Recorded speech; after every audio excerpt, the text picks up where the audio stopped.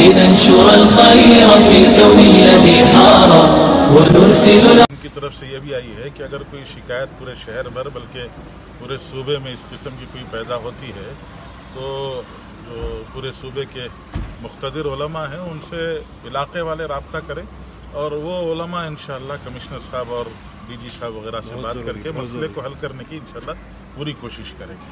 مولانا مزمل صاحب، مفتی صاحب آپ ایک میں یہ کہنا چاہتا ہوں کہ پولیس ڈپارٹمنٹ کمشنر آفس اور کمشنر صاحب نے پورا ساتھ دینے کا وعدہ کیا ہے اور حضرات علماء کرام پورے ریاست کی طرف سے نمائندگی کرتے ہوئے وہاں بھی اپنے نوجوانوں کی طرف سے اعتماد دلایا ہے. میں نوجوانوں سے گزارش کرتا ہوں کہ علماء کرام کی اور ہمارے سرپرستوں کی نمائندگی کا پورا لحاظ رکھیں اور آئندہ چل کر کمشنر آفس میں شکایت کا موقع نہ دیں.